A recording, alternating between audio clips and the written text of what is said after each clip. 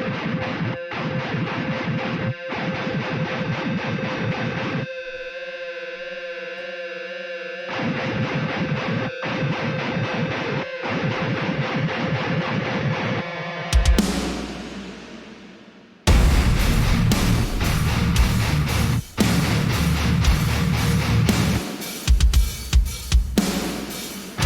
everyone, welcome back.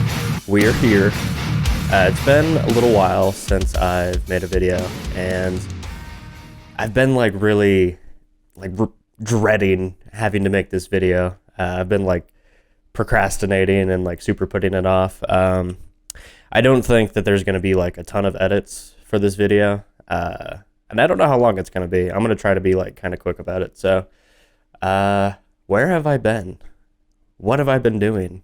What has been going on? Oh man, I don't even know where to start.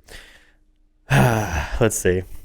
So I got really burnt out on the clothing thing back in April of 2022. Yeah. And around December of 2021, I had set this crazy schedule. And so I was going to do all these Instagram posts, and I was going to have these sales. I had the entire year planned out, ready to go. But by the time I hit April, it was just dude, I can't keep going with this. I was just so exhausted. So I did all that, and I just kind of stopped for a while. And then October of 2022 came. I was working, so I work in IT. This is personal situation. I work in IT. I've been doing IT for a long time. So I just fix computers for companies, right? And the job that I had slapped. It was so good. I'm not going to name any names of companies that I was at, obviously for obvious reasons, but I saw online, Indeed or something like that there was this job, and it was for this summer camp. And it's the summer camp that when I was a kid, I dreamed of going to the summer camp. And my brother, we dreamed of going to the summer camp. This, I thought was the opportunity of a lifetime. It felt I was, if I got the job, I was going to get drafted into the NFL, that sort of stuff. And it turns out that the camps, they're located on each coast, right? And the parent company that owns them, they're based out of Park City. And that's not too far from where I live. It's about an hour drive. But the job posting was all right, dude, are you okay traveling to the camps? Is that something that you're okay with? And it was dude, what the, you're going to pay me to not only go to these camps, but to be a part of doing these camps. And making that experience for the kids, holy cow, sign me up. I go through the interview process, and it was a month, and it was super stressful. But I got the job, and I was so excited, just top of the world, cloud nine, so stoked. And I worked for them for 4 months. I couldn't do any longer than 4 months. And it was so disheartening to me, and it was so depressing. It just hurt, honestly, physically hurt. I don't know how much detail I want to go in, because at first, my first week, it was a couple red flags, just how the company was ran and how things were behind the scenes and stuff. And it was a super corporate job too. And there was a lot of aspects of being a corporate guy that I didn't really like. It just didn't sit well with me. But we ended up around November, it was elections. And we brought in a congressman. And I thought it was lunch with the congressman. I didn't think it was anything crazy. And so I signed up, and I was at the lunch and stuff, and immediately they were yeah, we brought you here for corporate lobbying. We're doing all this to persuade you to, do X, Y, and Z, mostly like for the environment, which is fine. Like I'm okay with that, but I felt like on that aspect, like I was becoming something that I didn't want to be. Like I wasn't comfortable doing that, right? So I told myself, okay, you're going to the camps, like see the camps, see what they're like, and maybe that'll like persuade you or change your mind and make you think that, this job's better than the red flags that you've seen so far. So I go to the one on the West Coast, and I was there for a week, and it was wonderful. Like, it was so much fun. I've got so many stories. Like, we took out like the company cars, and it's in this like small town, and we're just like raising hell, just like going into the small town, going to these like little small dinky like country bars, and it's just a bunch of punks, and oh my gosh, that was a good experience. That was super fun. And that weekend we had like a small like 3-day summer camp for these kids, and we had kids from like 7 to 17, and we're like putting on events and like seeing the kids like just get so stoked about everything that we were doing. Like that was like a special place in my heart, honestly. Like that's a memory I'll keep forever. But I came back here to Utah, and I was here for one day, did my laundry, and then I go to the airport. And I'm at the airport, and I see this woman, and she's wearing like a hoodie with like the brand on it. And so I walk over and I start talking to her, and it turns out that she also works for the company. Again, I'm not going to go into details about what it is that she does or anything like that.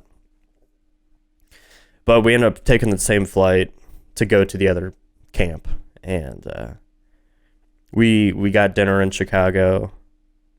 It was like my first time in Chicago. Like I got to like skateboard through like O'Hare Airport, and like I hit a rock and I just fell and tumbled over, and super embarrassing, but it was so much fun. But I got a Chicago hot dog. Granted, it was at the airport, so it probably wasn't all that great. But we're sitting there and we're getting dinner, and she's telling me all these stories. She had been with the company for a couple months, and she like worked primarily at that summer camp full time. And it's just like these like terrible, terrible stories about like, we had these like lawsuits of, adult staff and camper children. And like, I can't be a part of that. Like even though like I work in IT and like I'm like far removed from that situation and all that stuff, like I can't in good conscience like be a cog in a machine that like creates an environment that allows that to happen, right? Pardon me. And so I get to that camp, and I'm like talking to the staff, and I'm like, dude, like this is such a sick environment. Like this is a sick company. Like, dude, I am jazzed to be here. Like, you've been here. Like, what's it like working here? And every single person I talked to, they were like, dude, it sucks. This company sucks. Corporate sucks. Like, I hate this job. I should have never taken this job. It's like this blemish on my resume. Coming here was like an awful decision. And it was like, dude, like I had been with the company for like a month and a half. And like, that's the experience that I'm getting. Like, okay, tons of red flags. So I'm there for that week, and I'm like miserable, and I'm in the middle of nowhere, like just middle of nowhere. But we had, staff housing, like on the campus. And so I had like essentially like a hotel room, right? But I would, do my work, and I'd go back to the hotel room, whatever. And I'm just like scrolling through Instagram, and I'm like just ripping pissed, like so upset. I'm like fearful. I'm freaked out. Like I knew that I've got to get out of this job. And it was around like November. Like it was like right before Thanksgiving. And it was like, dude, it's going to be so hard. Like with the economy and like holidays, like who knows, and it was also this fear too of like, dude, like I'm probably gonna get fired, honestly, because like I don't have the energy to like even work. I'm just like so like distraught and upset. So scrolling through Instagram and I just see all these reels, and it's like dudes like playing bass or, people cooking, people like drawing art and stuff. And it was this sort of like realization of like, man, like I'm really not doing me. Like I'm really not doing what it is that I want to do in this life that I've kind of like fallen into. Like it's not who I am, at least not anymore. And like that was like this like fire to come back and like do the clothing company, to do like YouTube and stuff, because it's just like this is me. Like this is what I do. This is what I love, and this is like what gives me like so much joy. And everything that job stood for was not, And so it's just every night that I was there, I'm just like ripping pissed and like going through reels, and I'm like, man, I'm like so inspired. I've got to get back home. I got to go do my thing. And like 3 days after I come back home, dude, 3 days after I come back home, and I hadn't posted anything on Instagram in like 9 months, but I get this message. It was like a message request, because I didn't follow this person, but they followed me. And it's this guy named Steve. And it was so sweet. He just writes back, he writes this message. He goes, hey man, like you haven't posted in a long time. And like, I just want to check in and make sure that like you're doing okay. And it was like, dude. Like that, I don't know. I'm not like a religious guy, and I don't super believe in like, signs or, everything happens for a reason. Like not really. I don't really feel that, but that moment was like powerful, and like that meant a lot to me. Because I mean that's a part of it where it's like I'm trying to build, community, and trying to build kind of this like network of like people that are willing to like help other people, right? And that like hit the nail on the head, 100%. And so I wrote it back, this like big long message. I was like, dude, my life's in shambles. Like it's falling apart, and I'm doing this, I'm doing that. Like I hate my job and blah, blah, blah. So, and ever since, like we've been like friends and just send memes to each other. And then we got talking, and we'll hang out on Discord, and we've been playing games and stuff together. And it turns out he actually lives here in Utah. So that was kind of cool. So I think we might end up going fishing or something. I don't know. We'll figure something out. But around that time, like after I came back home, it was just like DEFCON 1. Like I've got to get out. I've got to like find a new job, and I've got to get some sense of like normalcy back in my life. So I applied for like a ton of jobs, and I've got a new job now. So like everything's fine. I left. I got out. It's not a big deal. But I started making designs again, and started like putting something together that was kind of inspired by like how I felt when I was at that second camp. And it's just been going through this process of like, one, this new drop, like, does this have a story? Kind of not really, And like, what does the future look like? What is it that I needed to focus on and really like build towards? And it's been tough. Like it's been a lot of like introspection and, like thinking about if everything was ideal and everything was perfect, like what does that look like? And I think the conclusion that I've come to is like the new drop, it's called Death Ward. And to me, it's kind of an expression of, getting back to the things that I like and the things that are who I am.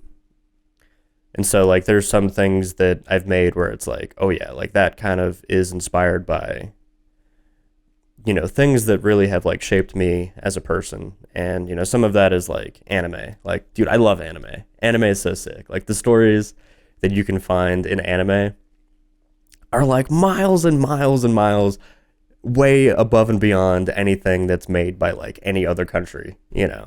Just, dude, like anime is just top tier. Like, dude, if you don't watch anime, like, bro, start. Like, get a Crunchyroll account, do it, dude. It's just gnarly, um, and it's just so like original. Dude, I could go on. Like, it's so sick. Um, the other thing too is like there was like Final Fantasy inspiration in there because I know for me like Final Fantasy 7 and Final Fantasy 9, Final Fantasy 10, like those were the jam when I was young, and those stories really stuck with me like throughout my life and still inspire me today. And so I wanted to kind of like incorporate as much of that as I could. But overall, like Death Ward doesn't necessarily have like a theme or like a story or, it to me, I don't know. I look at it and I don't feel like as a collection, it doesn't really like say anything, which is fine. Like I'm okay with that.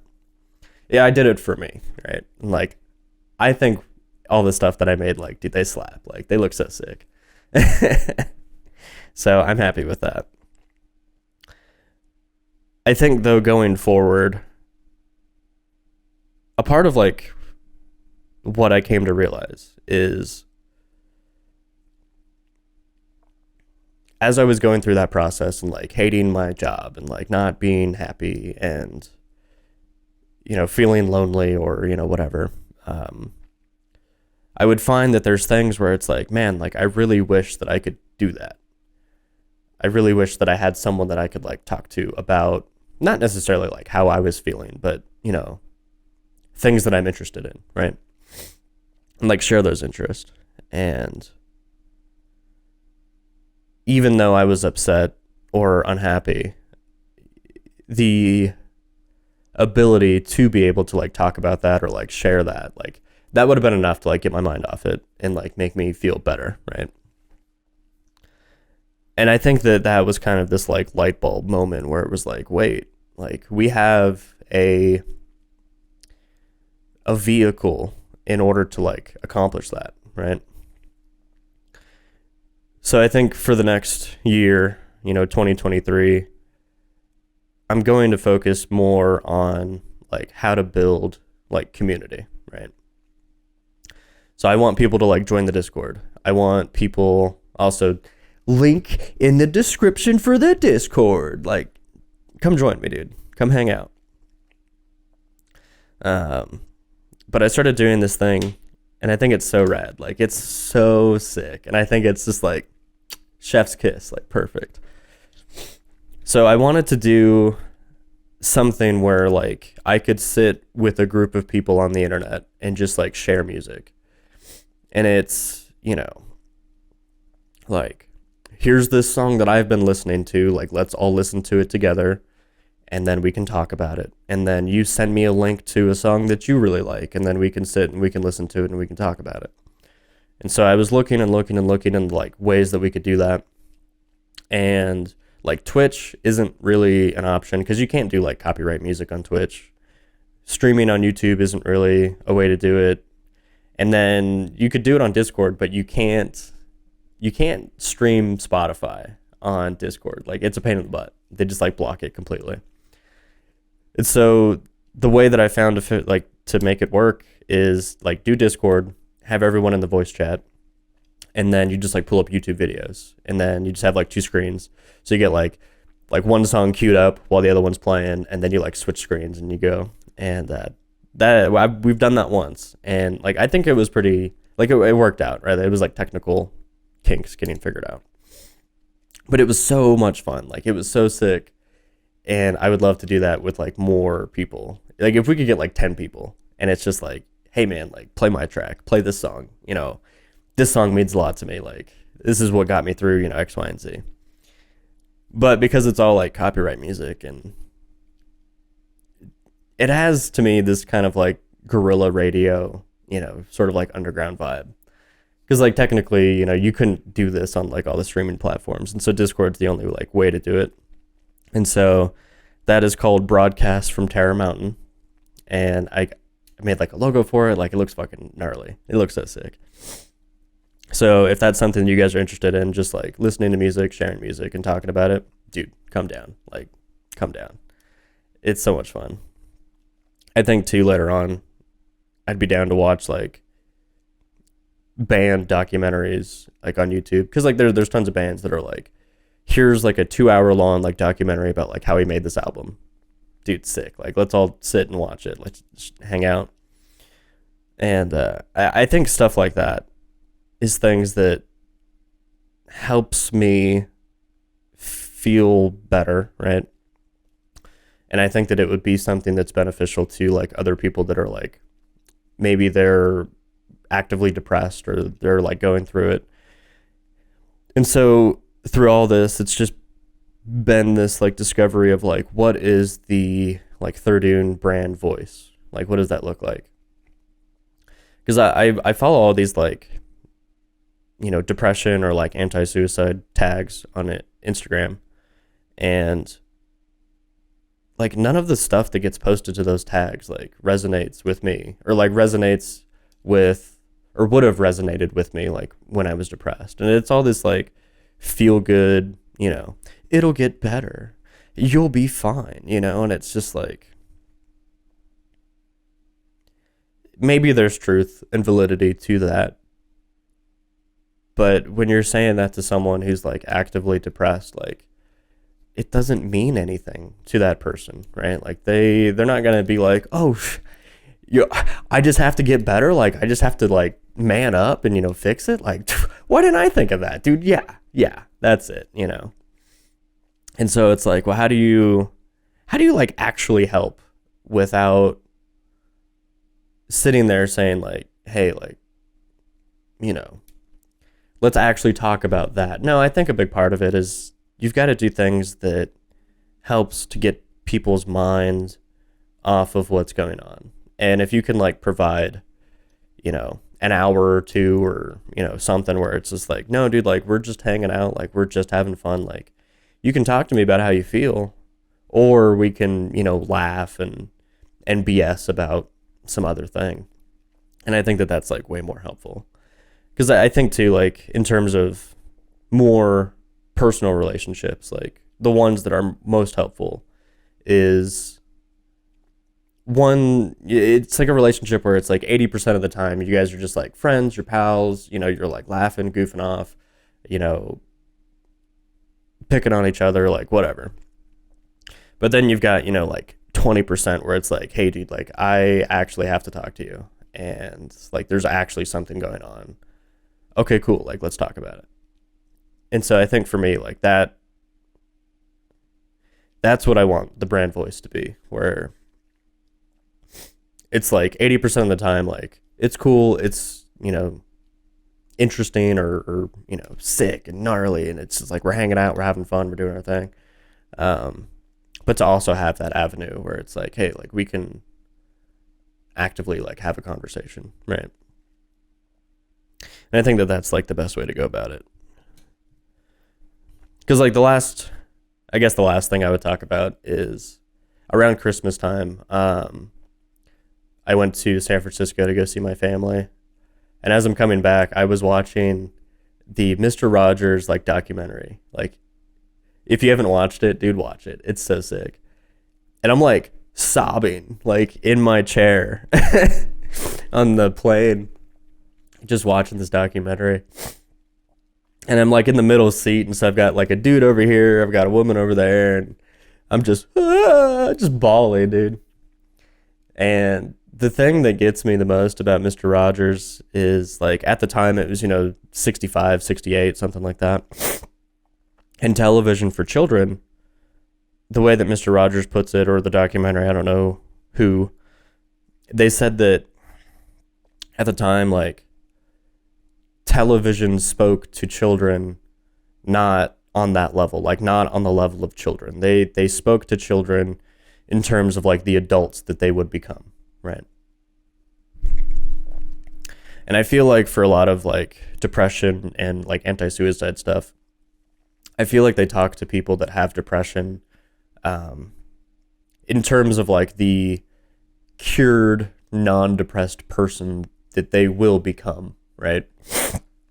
But they don't talk to them as they actively are, in the same way that Mr. Rogers did with children. And so I think it was like in the 1968, I think Bobby Kennedy got assassinated. And there was this like special Mr. Rogers Neighborhood episode. And I think it's Daniel the tiger. And he's just like with this, human co-star. And he's just kind of sitting there and he's kind of quiet and doing his thing. And then he asked the human co-star, he goes, like, hey, I've got a question. And she's like, yeah, like, you can ask me anything, like, what's up?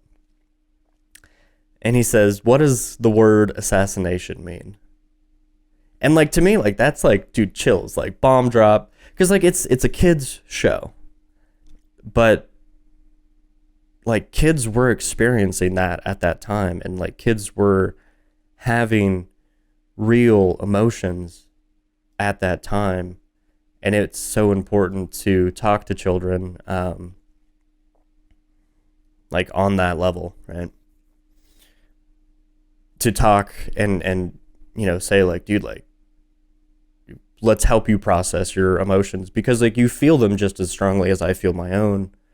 I'm not gonna like push your emotions aside and just say, oh, don't worry about it, you're just a kid, So I feel like that messes people up, and it makes children feel small and not heard. And so I want to take this like Mr. Rogers approach to depression as much as like a clothing company can. Like, I don't know, it's a weird situation, because it's like me as a person, like I would love to like talk to everybody and like have those conversations, but like I can't, right? Like it's too many people versus like one of me. And like how much honesty can you really have from like this perceived notion of this guy or this company, however you perceive it, is just trying to like sell me a t-shirt? Like, how much does he genuinely care? Like, it's BS, right? And so it's a really hard line to walk, because like you need things to be genuine, and they are genuine from like my standing, right? But like, how do you translate that to like an Instagram post, right? So it's difficult. But I think that is going to be the end of this episode. For some reason, dude, like I have no idea why, like my subscribers are like ballooning for some reason, which I think is really cool. Like I've got like one like super old video. It's like my second video I ever made. It's like filmed on this like super crappy like webcam, and it's got like 1,000 views, and I've got like 40 subs almost. Like, what? I haven't, like, we're not there yet. We're not like doing this like all the time yet. So I appreciate it, dude. If you're here, if you're subbed, like, one, I don't even know where you came from. And two, like, dude, thank you. That's like gnarly as hell that you're here. Yeah, that's sweet. I'm super jazzed. Let me know down in the comments, like, because I don't know what this YouTube's going to be eventually, right? Like, I like the idea of like, hey, let's build a clothing company, but I think that there needs to be like more subject matter that needs to be more in line with like what Thirdoon does. So we'll see. I'm working on it. We will workshop this together. So cool. Thanks for watching, guys. I appreciate it. I will hopefully see you soon. Later.